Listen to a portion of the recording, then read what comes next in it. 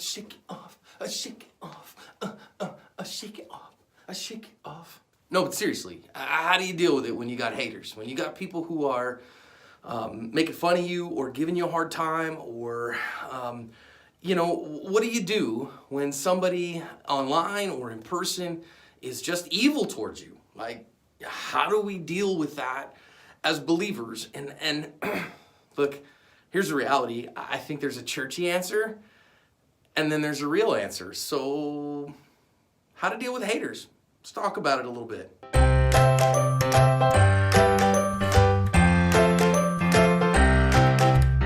So you know this and I know this. The world doesn't understand the Christian faith. And a couple things. Let's talk about, first of all, what it is that we're talking about, how to define what it is when you have somebody that you're not necessarily facing persecution, but personal ridicule is probably what we're thinking about here, as opposed to real honest-to-goodness persecution from government. And how do I deal with that as a believer, whether or not it has to do with my Christian faith or not? So I'm going to read you a couple things here. First of all, let's talk about what we're not talking about. I'm not talking about you being a jerk, okay? I'm not talking about you being mean and ugly to people and people saying, well, you're being mean, and then you go, oh, you're just a hater, right? So I think Peter talks about that a little bit. 1 Peter 2:20, he says, what credit is it when you sin and are beaten for it if you endure? He's like, you're suffering justly. Like, that's what's supposed to happen. But he talks about suffering unjustly in the rest of 1 Peter 2, and we'll talk about that. But the point is, look, if you're being a jerk, and if you've earned their ridicule because you've been ugly, then stop that. Repent, and be nice to people, because that's crap. And I know you're the one who's like, oh, but people get mad at me for telling them the truth. No, I want you to think about, if that's who you are, people are like, well, I just tell it like it is. Tell it like it is usually code words for you're a jerk, and you're mean, and you're ugly, and you're not tactful to people. It's not telling it like it is to be a jerk. So if that's what we're talking about here, and you have haters, it's because you need to repent. Do that. Don't be a jerk. Okay? Now, that being said, there is such a thing as people who are after you and are mean about you with no good reason. And I think Jesus has something to say about that. These are red words. They're important. Luke chapter 21, verses 17 and 18, he says, you will be hated by all for my name's sake, but not a hair on your head will perish. He's like, look, don't worry about it. People are going to be ugly to you, and particularly because of your allegiance to Jesus. And so if you're holding on to Christ with everything you have, and somebody doesn't understand that, or they want you to fudge and sin for them, and you go, nah, man, I can't do that. I'm not willing to sin for you. Your happiness is not worth my walk with Christ, and they hate you for that. And again, by hate, really that biblical word hate means disdain or not think about or not care for. It doesn't mean have emotional disaffection for necessarily. So when that's the case, you just do nothing. You just recognize that's the way life is, and Jesus told us that was coming. Now, it really helps us that Jesus tells us that comes. It helps us emotionally because it says, okay, I should expect this. This is normal. I think sometimes, especially people like me, I'm a people pleaser. And so at my core, I try not to be because I don't think God likes that. But at my core, that's kind of who I am.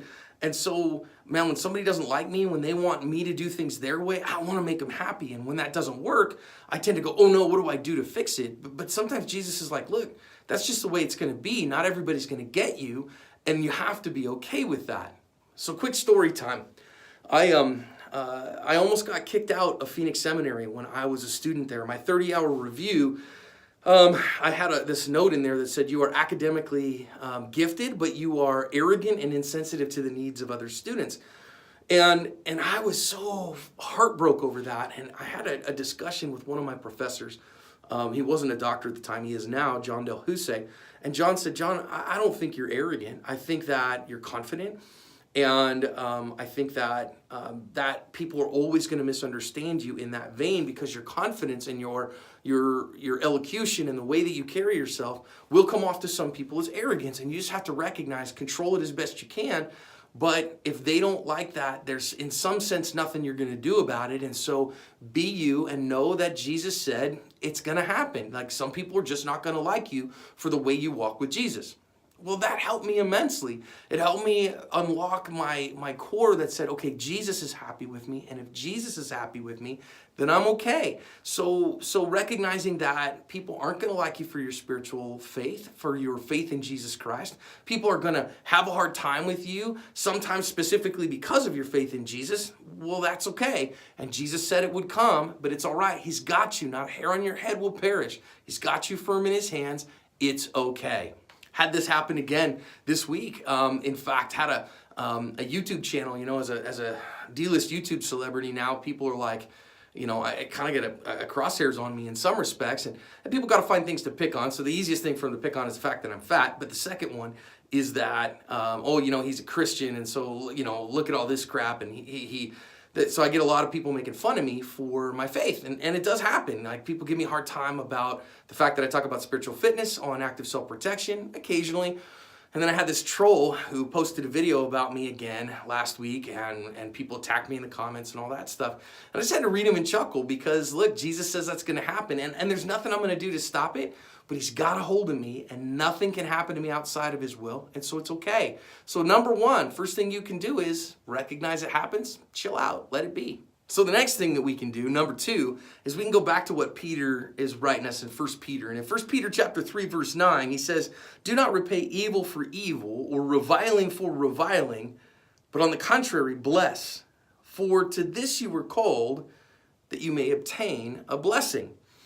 And man, he says, look, he says, for whoever desires to love life and see good days, let him keep his tongue from evil and his lips from speaking deceit. Let him turn away from evil and do good. Let him seek peace and pursue it. So Peter says, look, don't revile back. Don't throw back at the trolls, because when you troll the trolls, you become a troll, right? And this is one I struggle with, because I like a little low-level trolling every once in a while. I like to kind of give back a little bit as an emotional boundary for me. But you know, Peter reminds me here as I was studying for this that, look, don't revile back. Bless instead of reviling. Be kind instead of being ugly back, because if you're ugly to them, you're no better than they are to you. So don't fire back, and instead recognize that you have an opportunity to be the big person. And most of the time, they'll recognize that you're being the big person and they're being the little person, and oftentimes that'll bring it to a stop. Now, like I say, that's not always easiest, and it's not always easy for me. Like I've fired back at times and low-level legit trolled people back, but on the other hand, man, you got to resist that urge, especially online, to fire back at people who are trolling you from the bushes and sniping at you and kind of give them what for. Instead, you gotta recognize, wait a minute, Jesus is paying attention to my online interactions. I'm gonna glorify him instead and bless instead of reviling in return. And the Apostle Paul says the same thing in Romans 12, right? Romans 12, verse 14, bless those who persecute you, bless and do not curse them. Rejoice with those who rejoice and weep with those who weep. Live in harmony with one another. Now, verse 17 is important as we go down a little farther. I'm going to start a little bit up in 16. He said, never be wise in your own sight, and repay no one evil for evil, but give thought to do what is honorable in the sight of all. If possible, as far as it depends on you, live peaceably with all. Now here's an interesting thing. Paul here says, if possible, so far as it depends on you, live at peace with people. So he admits two things here. Number one, sometimes it's just not possible to live at peace with somebody. Number two, that you have to do everything in your power to live at peace. So what do you do in that instance? Well, you are a bringer of peace. I am an ambassador for the king, and my king says he's here in peace, and he comes to love you. And so I'm going to do my best to be a peace bringer, to be one who loves and blesses and not one who reviles. And I'm going to do everything I can to live at peace with you. Important caveat here, okay? Doing what I can, as much as depends on me, does not mean letting you walk all over me. It does not mean allowing somebody to trample you and to run over your boundaries and do unhealthy things to you. It certainly doesn't mean to allow somebody to abuse you. Again, as a people pleaser, man, I struggle with this because I want to give so much that sometimes I let people overrun my boundaries, and we got to stop that. If possible. So the other part of this is Paul says it may not be possible to live at peace with somebody because you got to defend your borders, right? And your borders are those healthy places that say, I have to have these things in order to be healthy myself. So sometimes we have to say, no, that's not possible for me to do. So we say, as much as depends on you, be at peace with people. But in setting boundaries and healthy boundaries that says, no, you can't talk to me that way. I'll give you one of my, for instances. I don't let people use foul language at me. I don't mind foul language in my presence. If you want to drop an F-bomb, well, then that's fine with me. But when you start using it at me as a weapon, nope, that's where I set a boundary. I'm sorry, don't let people verbally abuse me like that. And if they go, well, I'll say whatever I want to you, bleepity, bleepity, bleep. Then we set a boundary and I don't interact with them anymore. It doesn't depend on me anymore. I've done what I can do, but I can't do that and maintain a healthy relationship with Jesus and good emotional, personal health, so I don't. Second part of that is sometimes you can't be at peace with people. Some people just won't be at peace. So what do you do in that instance? Well, number one, you have a little shake it off dance fest, right? You just say, hey, look, man, haters gonna hate. People don't want to be at peace. They're not gonna be among my tribe. That is what it is. And then number two, you say, okay, wait a minute, you won't be at peace with me. So the answer to that is to form a wall. We've done this on active self-protection several times. There have been a couple of businesses and a couple of individuals in particular who have just, for some reason, I'm stuck in their craw like crazy. Like I'm like a chicken bone that they try to swallow. And no matter what, we just can't get them to be peaceful. So what we've done instead is we call it the wall of silence, right? We just build a huge wall, and that person is never in my mouth. That person is not in my space. I don't talk about them. They don't have any interactions with me. I blocked them on Facebook. I don't talk about them at all. When somebody else wants to talk about them, I shut it down. We just don't interact anymore. We call it the wall of silence. We initially built it for a troll who we call Azog, which is from The Hobbit. He was the king of the troll armies, and this guy was the king of the trolls.